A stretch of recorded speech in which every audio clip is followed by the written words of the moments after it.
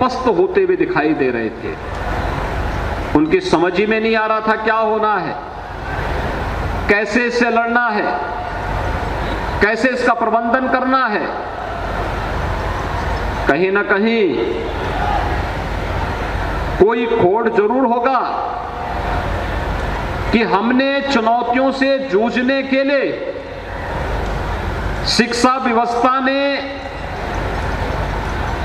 हमारे युवाओं को या ऐसी पीढ़ी को तैयार करने में कहां कोई कमी रह गई हो कि कोरोना के सामने दुनिया पस्त थी, लेकिन दुनिया के सामने भारत अपने आप में एक उदाहरण भी प्रस्तुत कर रहा था।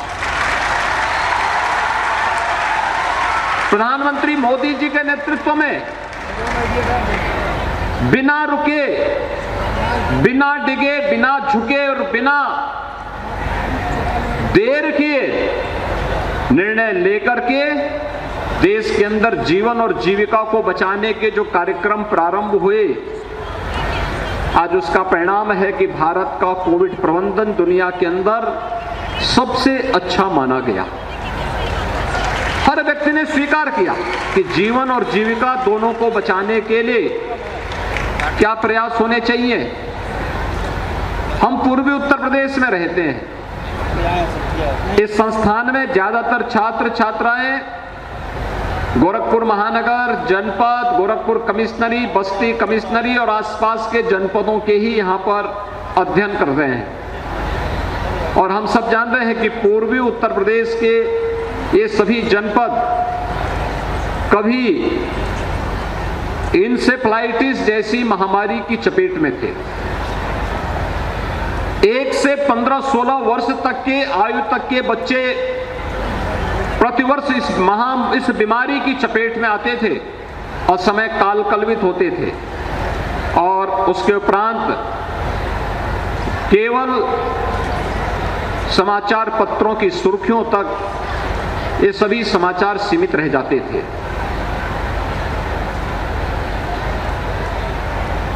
इंसेफ्लाइटिस के उपचार के लिए क्या कुछ किया जाना चाहिए? गोरखपुर के एक सांसद के रूप में सड़क से संसद तक हम लोग अनवरत इस लड़ाई को लड़ते थे।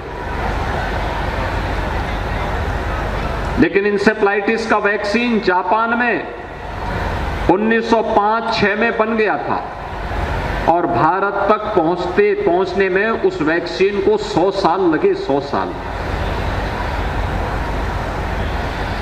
कोरोना महामारी में आपने देखा होगा कि कोरोना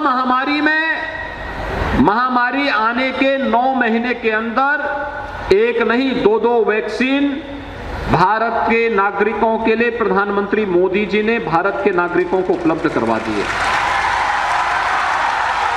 और अब तक कोरोना वैक्सीन के 200 करोड़ डोजेस फ्री में भी लगाई जा चुके हैं। यानी यह सरकारों की इच्छा शक्ति जो इस बात को प्रदर्शित करती है कि तकनीक हो तो तकनीक का उपयोग हम लोग कल्याण के लिए कर सकते हैं, लेकिन हम तकनीक में कैद होकर के नहीं रह जाएंगे। आर्टिफिशियल इंटेलिजेंस आज की आवश्यकता है, लेकिन आर्टिफिशियल इंटेलिजेंस के साथ ही ह्यूमन इंटेलिजेंस भी उतना ही महत्वपूर्ण है, उसको हम नजरअंदाज नहीं कर सकते। तकनीक आज की आवश्यकता है, लेकिन तकनीक में कैद होकर के हम अपनी आत्मा को गिरवी नहीं रख सकते। तकनीक का उपयोग तब जब मनुष्य अधिकाधिक संवेदनशील भी बने। और कोरोना वैक्सीन यह सरकार की संवेदनशीलता का ही परिचायक है कि जनता के प्रति अपनी जवाबदेही और संवेदनशीलता को प्रदर्शित करते हुए समय पर वैक्सीन, समय पे उपचार, समय पे टेस्ट और समय पर हर गरीब के लिए फ्री में राशन की सुविधा, यह सरकार की प्राथमिकता का हिस्सा था और सरकार ने इस कार्यक्रम को सफलतापूर्वक आगे बढ़ाने का काम किया। जब दुनिया कोरोना महामारी में पस्त थी, तब भारत अपने आप को दुनिया के अंदर एक बार फिर से शिक्षा के क्षेत्र में विश्व गुरु के रूप में स्थापित करने के उन संकल्पों के साथ आगे बढ़ रहा था। ये संकल्प जो राष्ट्रीय शिक्षा नीति के माध्यम से प्रधानमंत्री मोदी जी ने देश के सामने रखा है, और मैं धन्यवाद दूंगा कि आज यहां पर नेशनल एजुकेशनल सोसाइटी ने अपनी संस्थाओं में रिटायर्ड शिक्षकों को मेंटर के रूप में स्थापित करने के लिए जो एक अभिनव प्रयोग प्रारंभ किया है।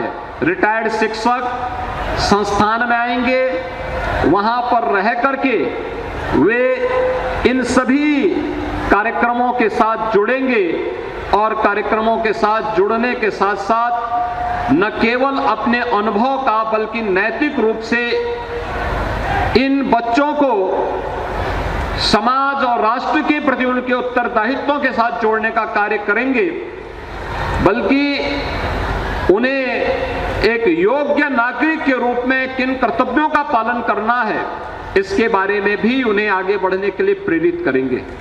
एक अभिनव प्रयोग है। मैं नेशनल एजुकेशनल सोसाइटी को इसके लिए हृदय से धन्यवाद देता हूं। भाइयों बहनों, आज का ये समय हम सबको समय के अनुरूप आगे बढ़ने के लिए सदैव सजग रखने के लिए प्रेरित कर रहा है। जो भी समय की इस गति को नहीं समझ पाएगा वह बहुत पीछे छूट जाएगा। समय की तेज गति के साथ हमें अपने आप को जोड़ना होगा, हमें अपनी गति को आगे बढ़ाना पड़ेगा। आज की आवश्यकता क्या है?